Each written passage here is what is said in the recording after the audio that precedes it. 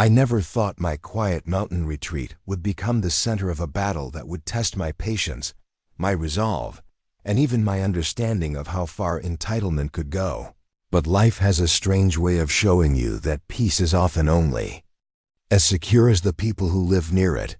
I had purchased my cabin nearly 10 years ago, not as a luxury getaway or some trophy property to show off to guests, but as a personal sanctuary, a place where I could step away from the chaos of city life, breathe in the crisp pine-scented air, and remember what it meant to live without the hum of traffic or the constant buzz of people rushing past. This wasn't just a plot of land for me, it was a mountain in its entirety. A sprawling property that stretched from the lakeside at the base all the way up to the rocky cliffs at the summit. Complete with hiking trails, I had carved myself in a small waterfall that sang louder than any city street could ever dream. It had taken years of careful negotiation, restoration, and plain hard work to turn it into the place I loved. For the longest time, my cabin and I coexisted in quiet harmony. The local town was far enough away that the nearest neighbors were a good 20-minute drive down the mountain. And most folks respected the unwritten rule that mountain land wasn't for prying eyes unless you were invited. That is, until the new housing development was built just at the foot of my property. It was marketed as a mountain view gated community, which in itself was ironic because the only mountain they could view was mine. And the only reason they had that view was because I'd kept the land natural and untouched. I had no issue with new residents. People come and go, and I'd always believed that if you're respectful of your surroundings, you're welcome here. But then came the HOA, and with it Karen. Now, I know Karen has become shorthand for a certain type of behavior, but let me tell you, this woman redefined it. She wasn't just nosy, she was invasive. She wasn't just controlling, she was obsessed with asserting authority over things that weren't hers. I met her for the first time when I was unloading firewood from my truck one Saturday morning. The crunch of gravel announced her arrival before I even saw her. She marched up my driveway as if she owned it, clipboard in hand, oversized sunglasses reflecting the morning sun, and the kind of posture that screamed, "I'm here to correct you," without saying a word. "Excuse me," she began in a voice that sounded like it had been sharpened for confrontation.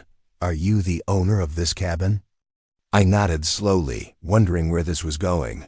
"Good, because I need to inform you that as part of the new Pinecrest Mountain community, all property owners are subject to the HOA's guidelines for maintenance, aesthetics, and environmental compliance." I remember blinking at her, unsure if she was joking.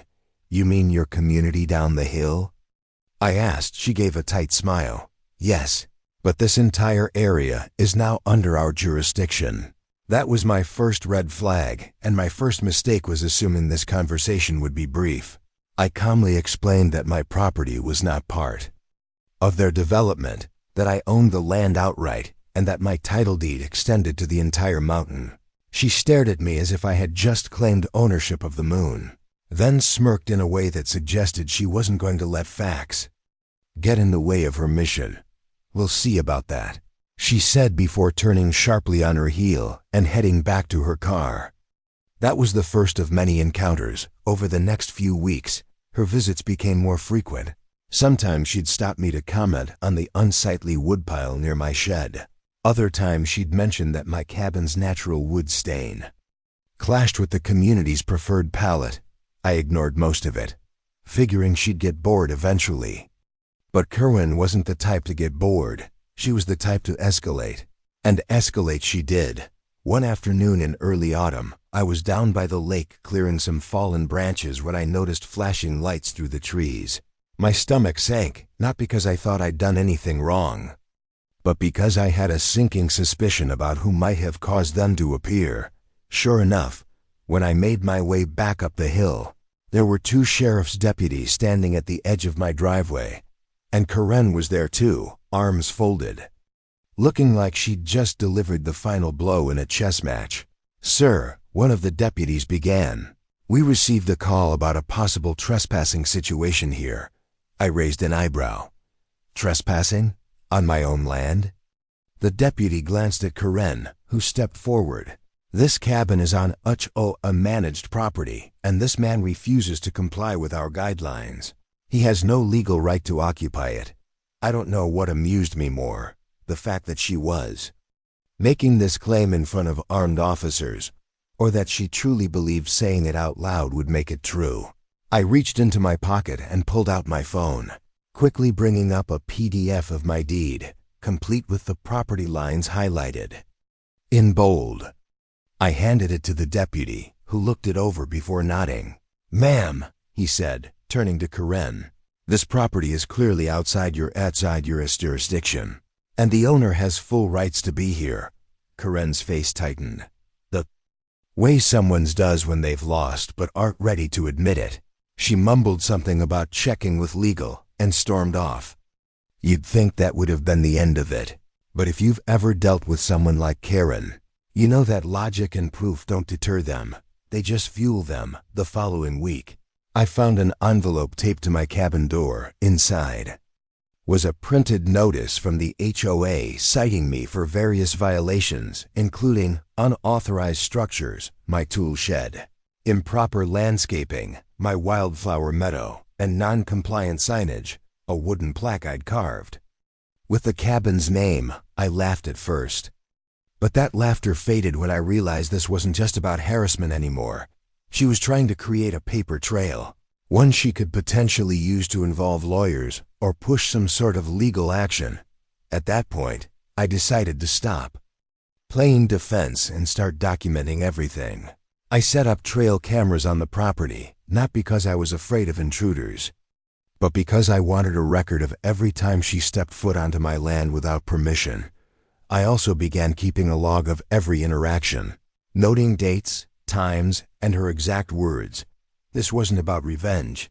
It was about protecting myself from someone who clearly had no boundaries and a thirst for control. By midwinter, Karen had begun showing up with other HOA board members in tow, as if she needed backup to validate her claims. They would stand at the edge of my property, pointing at things, scribbling notes, and occasionally taking pictures. I ignored them most days, but once, when I was feeling particularly fed up, I walked down to where they were standing and said, "You know, it's a long hike back to your jurisdiction." The look on her face was worth the cold wind biting at my cheeks. It was around this time that I realized something important. Karen wasn't just acting on personal vendetta. She was setting a precedent for the HOA. If she could get away with claiming my mountain as theirs, what would stop them from slowly expanding their jurisdiction to other nearby properties? That thought lit a fire under me, and I began to consider my next steps carefully. I knew I needed to make it crystal clear, not just to her, but to everyone, that my land was mine, full stop, and no amount of HOA bluffing was going to change that. After that first police incident, you might think Karen would finally take the hint, maybe retreat into her gated kingdom and focus her attention on neighbors who actually signed up for the HOA. But if there's one thing I've learned about people like her, it's that they don't know how to back down. In fact, telling them they're wrong often only cements their resolve to prove themselves right. It was almost as if the sheriff confirming my ownership had been a personal insult, something that gnawed at her day and night until she decided she needed a new plan.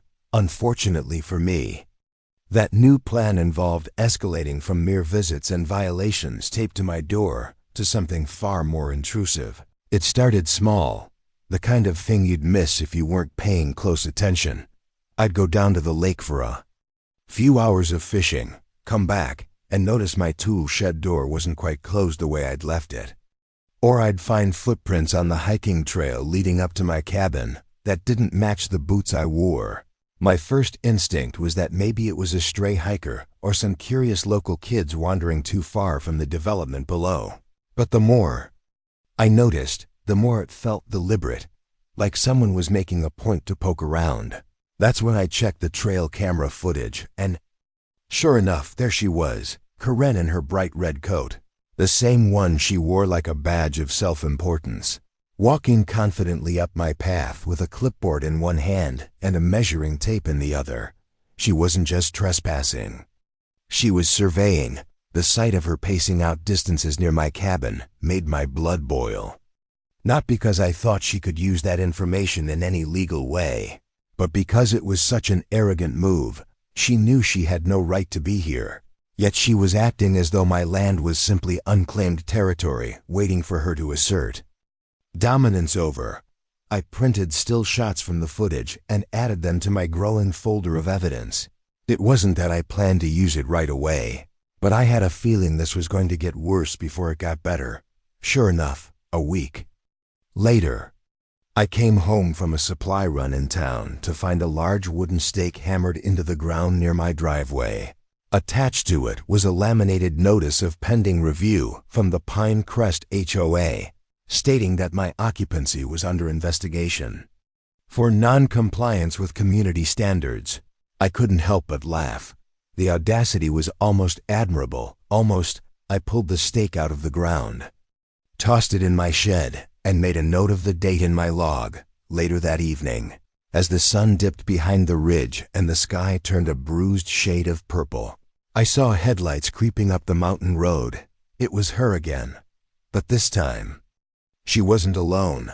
A black SUV followed her sedan, and when they parked at the edge of my property, out stepped a man in a suit. They walked up together, Karen leading like she was bringing reinforcements to a battlefield. The man introduced himself as the HOA's legal representative, though I suspected he was just a local attorney. They convinced to make a courtesy visit. He started with pleasantries, asking how long I'd lived here and what improvements I'd made to the property. I answered politely but vaguely, knowing full well they weren't here for small talk. Eventually, Karen jumped in, unable to contain herself. "We've determined that the cabin sits within our expanded jurisdiction," she announced, "and as such, it must adhere to all HOA regulations, including architectural guidelines and occupancy permits." I raised an eyebrow and glanced at the so-called attorney, who looked slightly uncomfortable but kept quiet. I told them, once again, that my property was not and never had been part of their community, that I had full ownership of the mountain, and that no expanded jurisdiction could be unilaterally declared without legal agreements signed by the property owner, namely me. The attorney shifted his weight, cleared his throat, and muttered something about looking into it further, but Karen wasn't ready to let go. "If you refuse to comply," she said, "the HOA will have no choice but to escalate this matter to the county." I smiled at her then, not a friendly smile, but the kind of smile you give someone who doesn't realize they've already lost. "Go ahead," I said. "In fact, I encourage it." What Karen didn't know, and what I was counting on, was that I'd already spoken to the county land office. Not just once, but multiple times since her harassment began. They'd confirmed in writing that my property was entirely outside HOA control. They even pulled historical maps to show the original survey lines, which hadn't changed in over a century. If she wanted to take this to the county, she'd be doing me a favor by giving them more reason to tell her to back off. The next month passed in a strange mix of tension and quiet. There were no police visits, no legal letters, no mysterious stakes appearing in my yard. I started to think maybe she'd realized it was a losing battle. I should have known better. Karen wasn't retreating, she was regrouping. And when she came back, it wasn't with a clipboard or a flimsy notice. It was with a full-blown confrontation designed to humiliate me. It happened during one of the first big snowfalls of the year. The mountain looked like something out of a postcard, trees heavy with white, the lake frozen over in glassy stillness. I'd just finished shoveling the path to my front door when I heard the sound of multiple vehicles climbing the mountain road.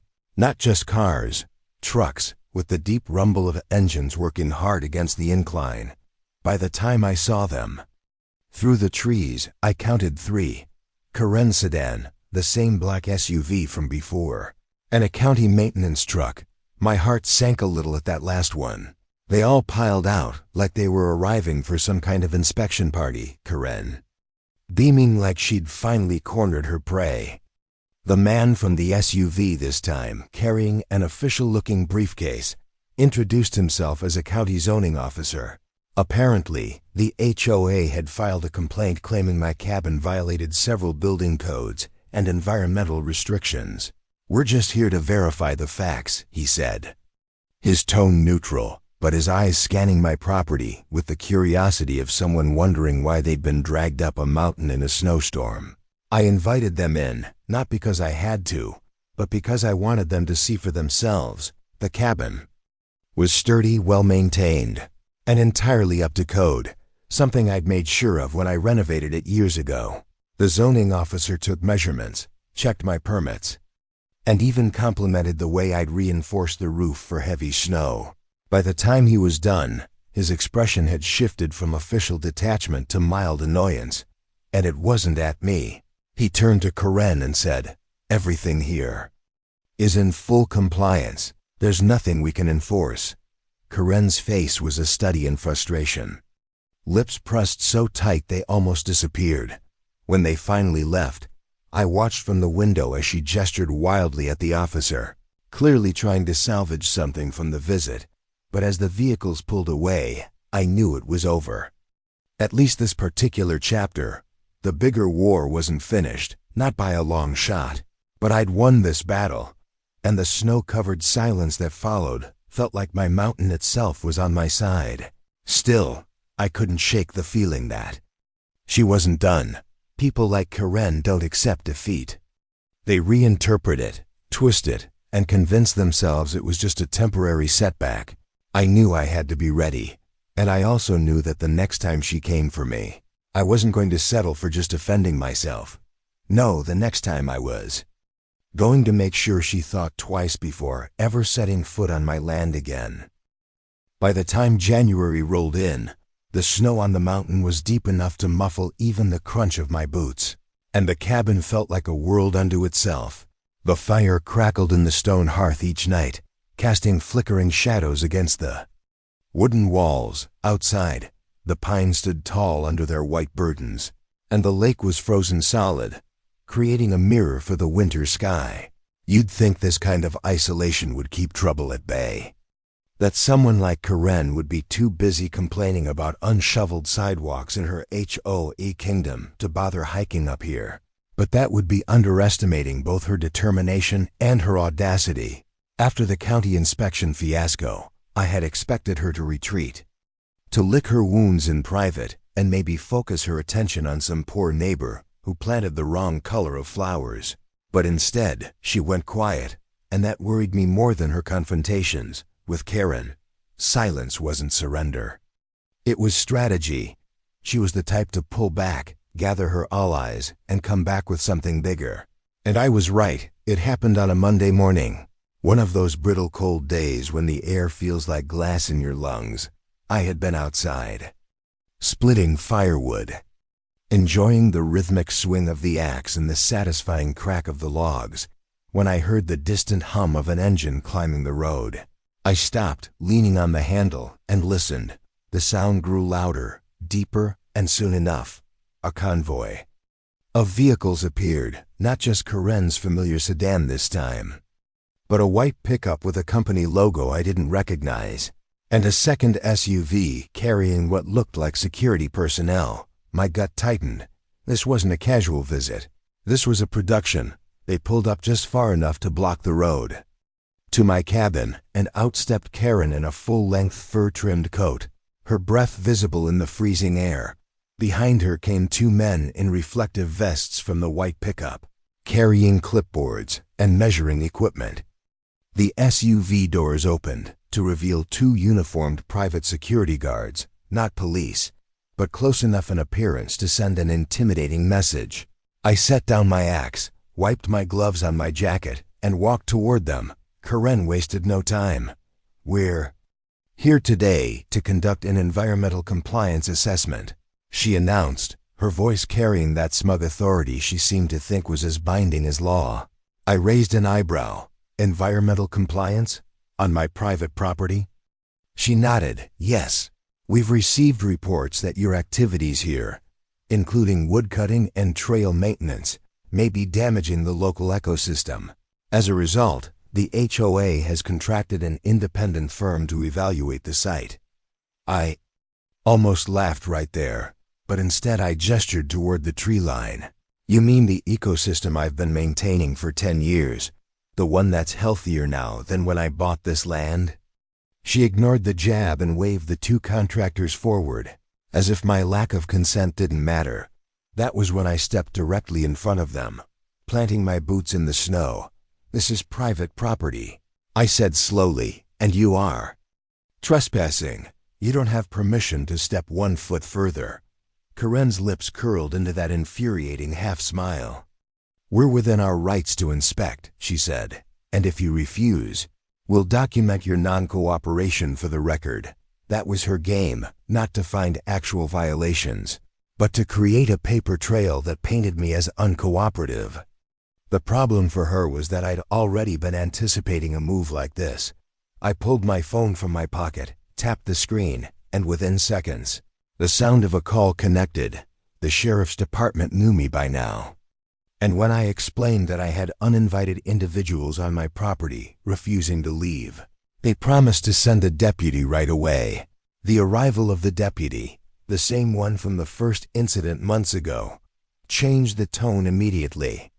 He stepped out of his patrol truck, took in the scene, and walked straight to Corinne. "Ma'am, you and your associates need to leave this property," he said flatly. Corinne bristled. "We have authorization," she began, but he cut her off. "You have no jurisdiction here. You were told this before, and you're being told again now. If you refuse to leave, I'll be forced to cite you for trespassing." The contractors exchanged glances and began packing up their equipment, clearly wanting no part in a legal mess. The security guards looked unsure, as if they'd been hired under false pretenses and were only now realizing it. But Corinne, stubborn as ever, stood her ground for a long moment before finally turning on her heel and stalking back to her car, muttering something about not being done as the convoy disappeared down the road. I felt a mix of relief and frustration. Relief that the deputy had shown up in time to prevent them from poking around, but frustration that this had even happened. It was becoming clear that Corinne's strategy was to wear me down, to keep coming at me from different angles until I either gave in or made a mistake she could exploit. That night, as I sat by the fire, I thought about my options. I could keep reacting to her antics, always on the defensive, or I could take the initiative. I had more than enough evidence of her harassment, trail cam footage, copies of bogus violations, records of her trespassing, and the more I thought about it, the more I realized it was time to put it to use, not out of spite, but because if I didn't, she'd keep pushing until she crossed a line that couldn't be uncrossed. The next morning, I drove into town and met with a local attorney I trusted. I laid out the entire timeline, every incident, every scrap of proof. He listened carefully, then leaned back in his chair and said, "We can file for a restraining order against her and any HOA representatives. We can also send a formal cease and desist letter to the HOA itself, if they ignore it. We'll have grounds to pursue legal damages for harassment and trespassing." It was the first time since this started that I felt like I had a real path forward. I signed the paperwork that day, and within a week, the letter had been delivered. It was polite but firm, outlining exactly why the HOA had no claim over my land and warning that any further intrusion would result in immediate legal action. I didn't hear from Corinne for several days after that, but when I finally did, it wasn't in the form of a visit. It was in the form of a letter slipped into my mailbox, no postage, no return address. Just a single sheet of paper with the words, "This isn't over," typed in bold. If anything, that letter confirmed I'd made the right move. Corinne wasn't going to stop, but now I was no longer reacting. I was prepared, and in the weeks to come, as winter began to loosen its grip on the mountain, I knew the real test was still ahead. Because someone like her wouldn't go down without one final, desperate play, and I intended to be ready when it came. Spring came slowly to the mountain, the snow melting in hesitant streams, dripping from the eaves of my cabin, soaking into the thawing soil. The air was sharp but carried the promise of green, and the lake's icy shell had begun to crack, sending small ripples across the surface whenever a gust of wind passed. I was looking forward to a season of quiet, of long hikes and repairs to the hiking trail I'd neglected over winter, but I knew better than to think peace would hold for long. Corinne's absence over the past month had felt less like a retreat and more like a storm building behind the ridgeline, silent but inevitable. My lawyer's cease and desist letter had drawn a clear legal boundary, one she had no legitimate reason to cross. Yet if there's anything I'd learned from dealing with her, it was that boundaries to Corinne were more like suggestions than rules. I suspected she'd been using the time to rally the HOA on board, maybe convince them that my refusal to comply was some kind of threat to their community integrity, whatever story she spun must have been convincing, because when she finally returned, she didn't come alone. She brought the full weight of the HOA's arrogance with her. It was a Saturday morning in mid-April, the kind where the sunlight cuts through the mist and golden beams, and the mountain smells faintly of wet earth. I was down at the lake, clearing winter debris from the dock, when I heard it, the unmistakable sound of multiple engines climbing the road. Not the cautious hum of tourists or the steady rumble of delivery trucks, but a caravan moving with purpose. I straightened, shading my eyes against the glare, and saw them crest the hill, 5 vehicles in total. 2 sedans, 2 SUVs, and 1 large box truck with no markings. My stomach tightened. By the time I made it back up the trail, they were already spilling out into my driveway, Corinne at the front, dressed in a bright blue suit jacket like she was hosting a ribbon-cutting ceremony. Behind her were several men and women I didn't recognize, all dressed in business casual, clipboards in hand. The box truck's rear doors swung open to reveal what looked like fencing materials, tall aluminum panels, posts, and even rolls of mesh. I stepped onto the gravel with my arms folded, the hairs on the back of my neck prickling.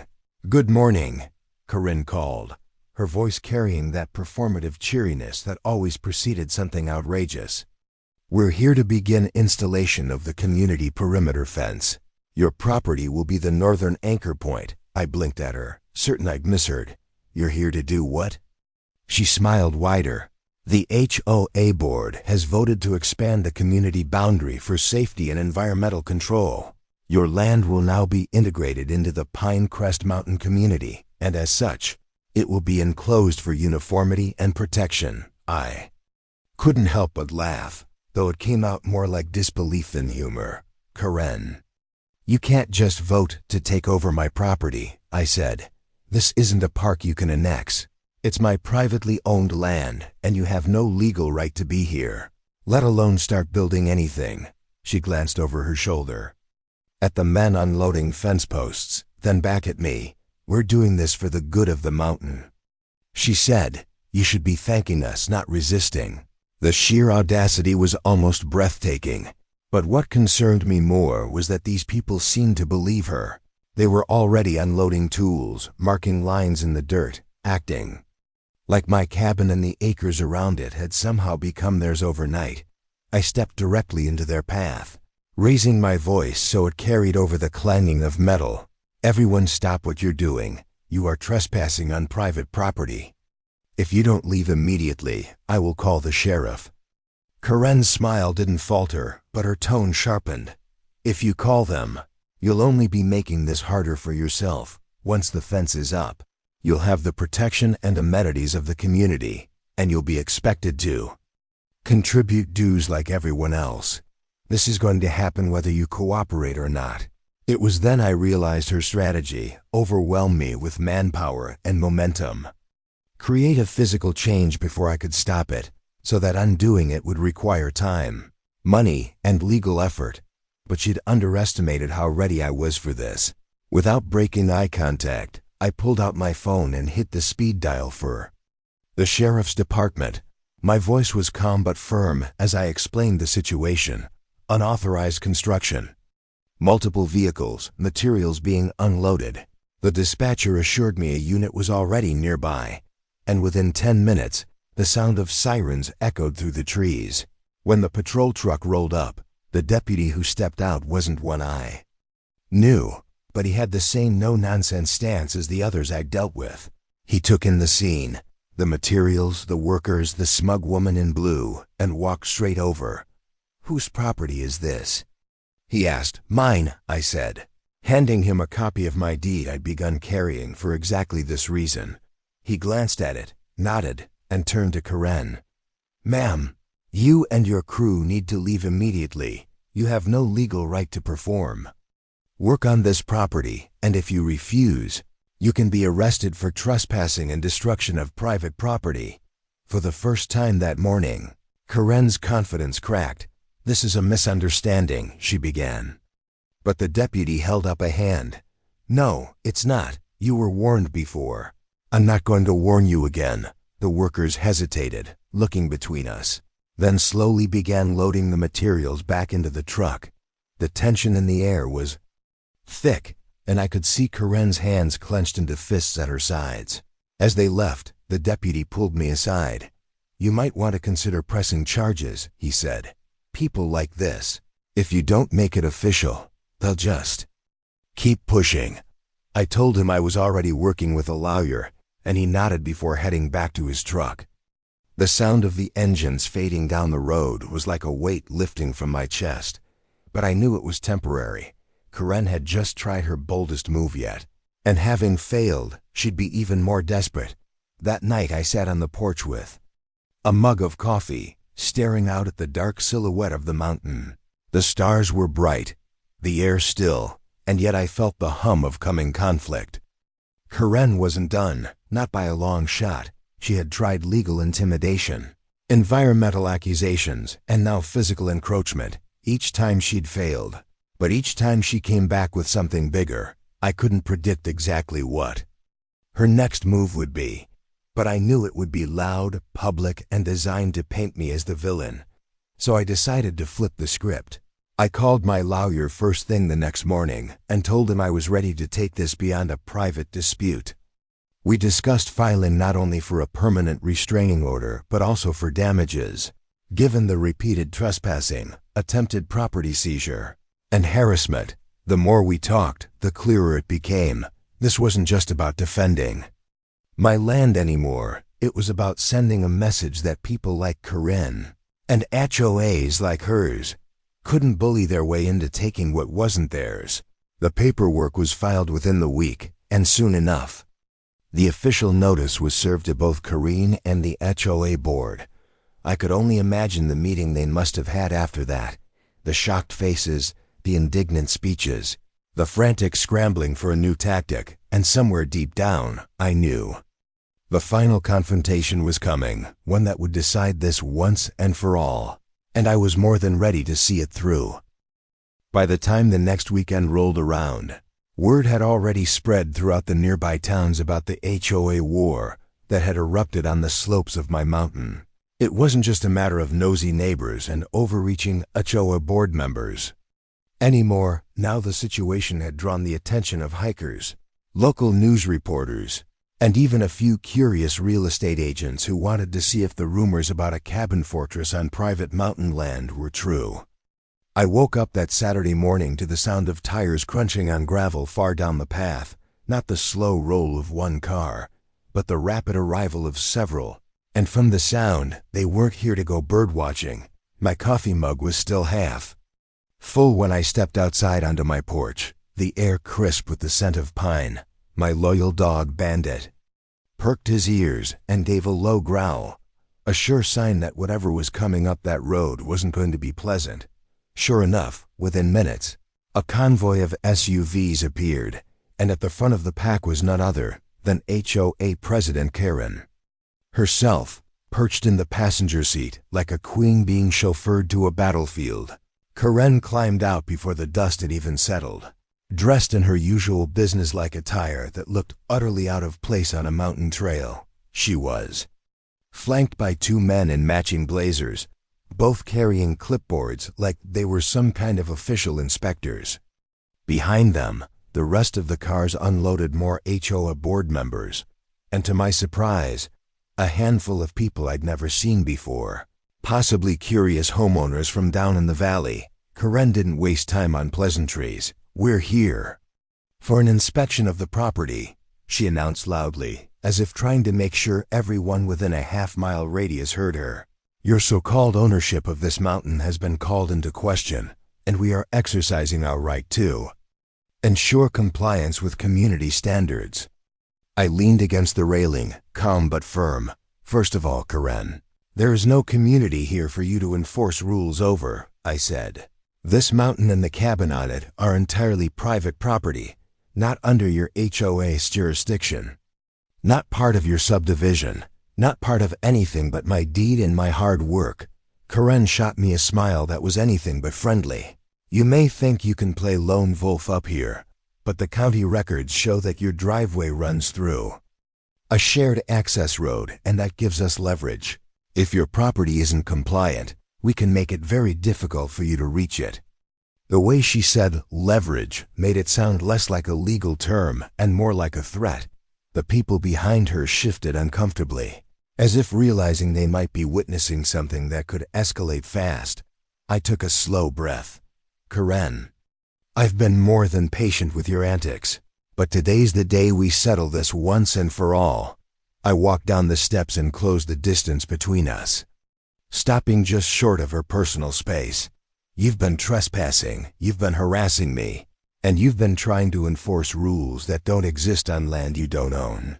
If you keep this up, you won't just be hearing from me. You'll be hearing from my attorney, the sheriff, and possibly the state for overstepping your authority." Her eyes narrowed. "You think you can intimidate me with legal threats?" she asked.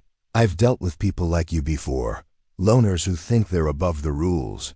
This won't end the way you think it will." I smiled slightly. "On that, we might agree, but the ending you're heading toward isn't the one you want." I stepped aside and gestured toward the cabin. "Go ahead, do your inspection. Just remember, every step you take past that gate is being recorded by cameras, and every second you're here without permission is evidence of trespassing. You might want to think about how much you enjoy explaining yourself in court." For a brief moment, Karen hesitated, and in that hesitation, I saw something rare: uncertainty.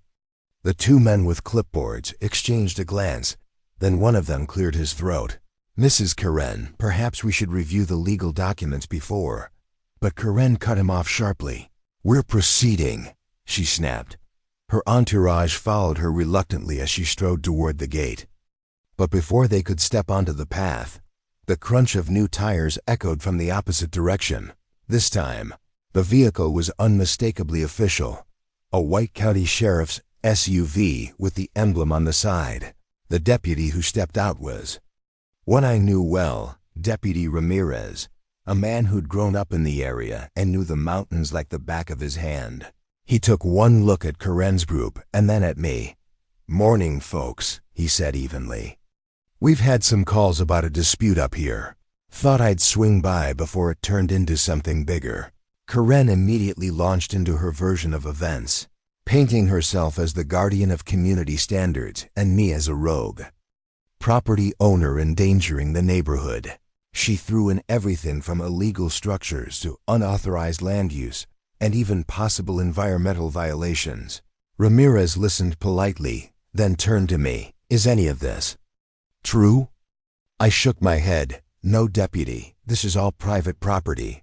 Well, outside the HOA's jurisdiction, I have the deed, the land survey, and every permit for the cabin and access road on file with the county.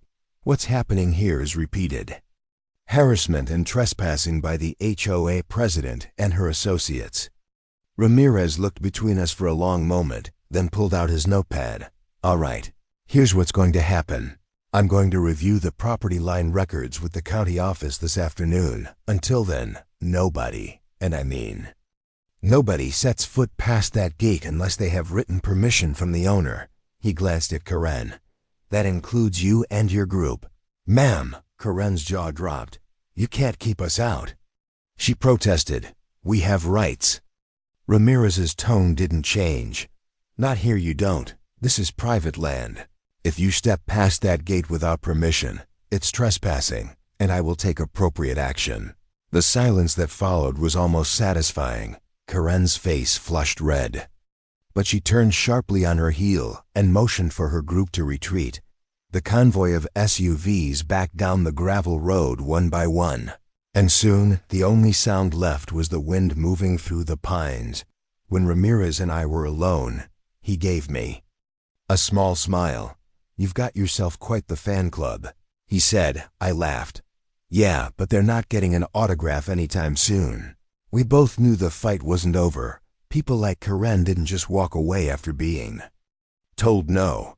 But for now, the mountain was quiet again, and that was enough, at least until the next battle. The morning after the hearing, the mountain felt quieter than it had in months. The kind of quiet that comes when a storm has passed and the air is heavy with the smell of rain and pine.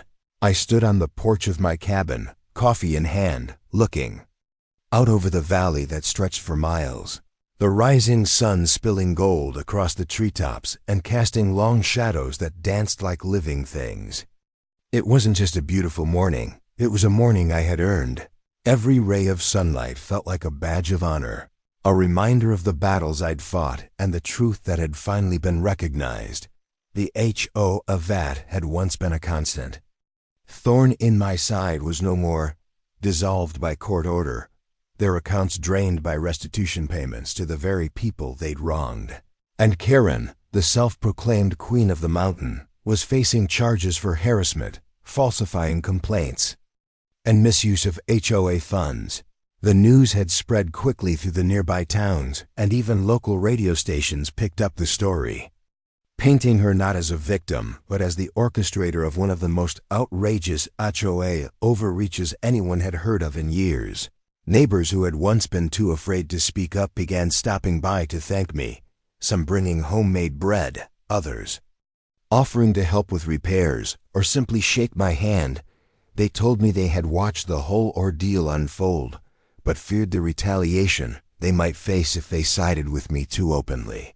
Now, with Karen and her cronies gone, they could breathe again, and as we stood together on my porch, the conversations always circled back to the same point: how close we had all come to losing something irreplaceable because of one person's arrogance and a system that had been allowed to operate unchecked. I realized in those moments that this fight had never really been about me keeping my cabin or even my mountain. It had been about protecting the principle that no one, no matter how entitled or powerful they think they are, has the right to trample over someone else's rights. Weeks passed and life slowly returned to its natural rhythm. The forest trails were open again. Hikers and campers began to return, and the lake's surface once again reflected nothing but the sky above and the trees around it. I poured my energy into restoring the areas the HOA had tried to restrict, building new benches along the water, repairing the old dock, and putting up informational signs about the mountain's history. It became more than just my private property. It became a place for the community to connect with nature and each other. I hosted small gatherings, storytelling nights around the fire, and even a charity fishing tournament whose proceeds went to a local wildlife rescue. It felt right, turning the sight of so much conflict into a source of joy. Karen, meanwhile, had all but vanished from public view. Rumors swirled that she'd moved to another state to live with a relative, though I doubted any HOA would let her anywhere near their board again. And while part of me wanted to hold on to the bitterness for everything she had put us through, I found that I couldn't. The mountain had taught me too much about patience, resilience, and the value of letting go. Holding on to anger would only be letting her win in another way. Instead, I focused on the lessons learned, that standing your ground, even when it feels like the odds are stacked against you, is always worth it, and that sometimes the most important victories aren't the legal ones, but the ones you win within yourself. One crisp autumn evening, months after it all ended, I hiked up to the highest ridge, the one where you can see the lights of 3 different towns if the sky is clear. I stood there until the sun dipped below the horizon, painting the sky in streaks of pink and orange, and I thought about how this entire journey had started with a knock on my door and a woman demanding control over something she had no right to.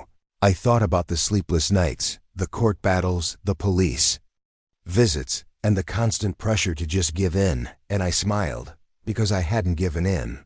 I had stood my ground, and in doing so, I had protected something far bigger than myself. When I finally headed back down the trail, the air was cool and the stars were beginning to appear, one by one. It struck me that no matter what challenges came next, I would face them with the same resolve that had carried me through this fight. Because if there's one thing I had learned from this whole ordeal, it's that your home, whether it's a cabin on a mountain, a house in a suburb, or a tiny apartment in the city, is worth defending. And that when you know you're in the right, no amount of noise, no intimidation tactic, and no self-appointed authority figure can take that away from you. Not if you're willing to stand, speak, and keep standing until the last word is yours. And on that mountain, in that moment, the last word was mine.